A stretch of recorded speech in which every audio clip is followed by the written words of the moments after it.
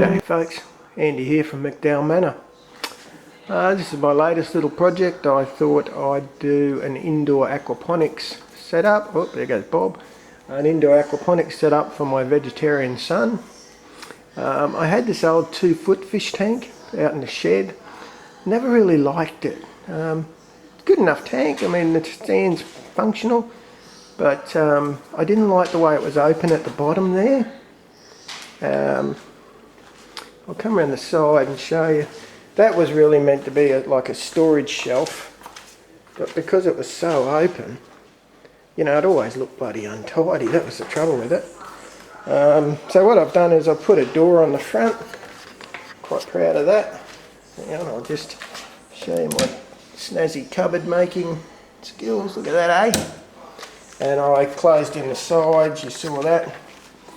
There you go around there. I thought I'd show you before I painted it so you could actually see what I've added and what was originally there. I've added this bit on the top. It's really just ply around a plastic tote. Nice cheap plastic tote. The idea is I've tried to keep the whole build pretty cheap. Especially considering that it's not for me anyway. So it's a giveaway. There's our 2-foot tank in it. So I'm going to paint the whole thing black. Probably do that tomorrow if it's not too damn hot or rainy. She's not plumbed up yet, but we'll add that onto the clip. What I'll do, you can see I've left an overhang on the back here. That's to give me plenty of room. The pump will go in the tank. It'll run it up to the tote on one side or t'other, and then that will run from the tote back down into the tank. And I'll probably do a fairly long pipe in the top of the tank just to help aerate things. So as we progress, I'll keep adding video clips to this so you can see the amazing build and how it goes, eh? Here it is up the side, up the little dog's yard, and we're just giving that a quick spray paint. Obviously not finished yet. But yeah, it's certainly starting to look a lot better than when it was all bitsy. Not that that bit's very unbitsy, but anyway, you've got the idea. So she's being painted today. Doubt I'll finish it, but not to worry. So here it is painted up. Certainly looks a fair bit better, I think you'll agree, with a bit of constant colour on it.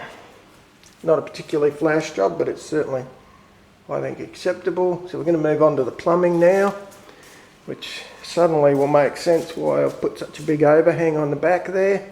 I'm actually going to plumb through that. You can see the other advantage is I can still open the front to get into the tank, which is good. Show you my handy dandy little, there you go, there's your cupboard. I actually like it a lot better without having a handle or a knob on the front. I just, as you saw, put my finger on that top bit. Works a treat. So we'll plumb that up and we'll give you a look after she's plumbed. So we've started the plumbing process well and truly. That's a tank flange that I'm pretty confident will be watertight. You can see on the back here I've drilled a hole through there just with one of those hole cutters attached to my drill, and you can see somewhere, there it is, I'm using just standard garden 13mm poly pipe to rig all this up. So I've got a bit more poly pipe will go between that little fella and the flange, and then the inward plumbing is done. I'll just need the outgoing plumbing. Alright, so here she is plumbed up. There's a tiny weeny little pump there. It goes under some clear plastic tubing, which runs up through the hood. It's cable tied with some wire there, just to the side of the plastic tote, and it runs back into the tote. That's where the water comes in. The water will go out, and I haven't quite worked out exactly what I'm going to do yet. Whether I'll just constant flow it, in which case I probably should have drilled that up the side rather than on the bottom. but I might also make a bell siphon for that anyway. And that runs through, down a couple of elbows and into the tank, and I'll just show you. And where are we? There's a big long bar made out of polypipe that runs along the back, and that's got holes poked in it, so hopefully that'll work like a venturi. So we'll see when we test her, I guess, eh?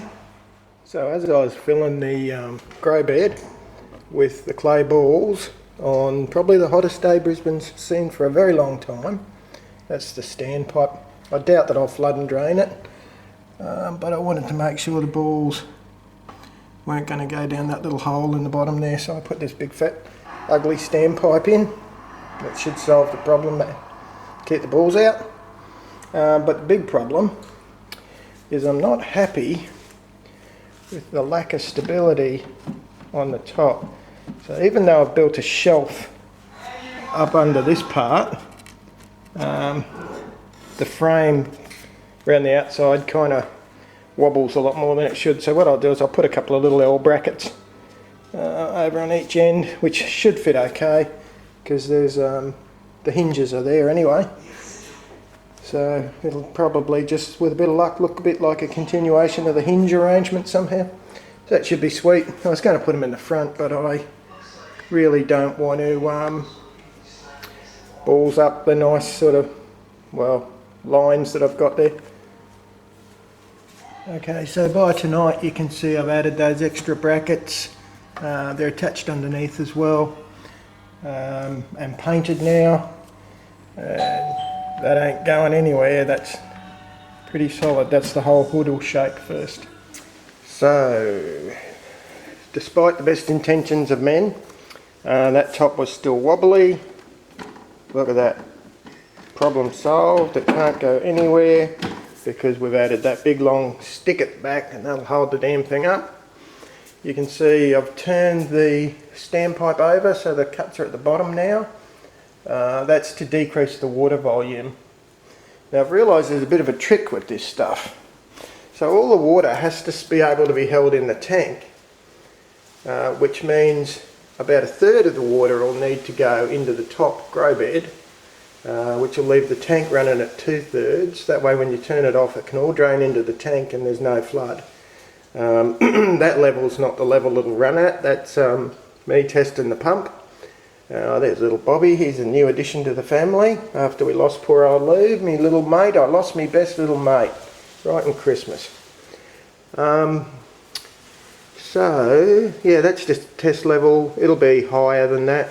But what was a big problem is I bought a tiny little, I was being cheap, typical Andy. Bought a tiny little pump you can't quite see. See if I can get you a look at it. Oh, there it is. It's a tiny weeny bloody thing. It only cost me 27 bucks, which I thought was a bargain. I thought, you beauty. The trouble is it only pushes the water about half the way up that height, up that pipe. So I've got to get a new one anyway, and wasted 30 bucks.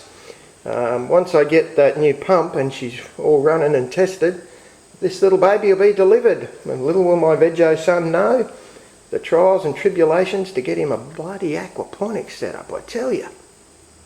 And here we go at last, folks. So there's a new bigger pump in there. I had to change the way that venturi worked. Remember I had it going horizontally, stopped the water flowing out quick enough, so I took that off and replumbed it. It's just a straight vertical drop.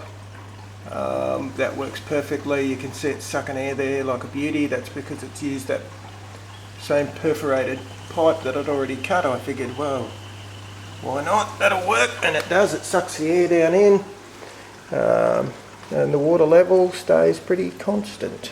So we'll have a constant flow bed there. No dramas whatsoever. Very happy with that. All that remains now is to get it set up in situ at his place, and I'll give you one last look at what she finally looked like.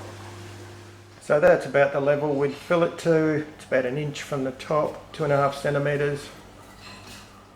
There's the boy's veggie selection. He's got 4 cos lettuces and a little basil.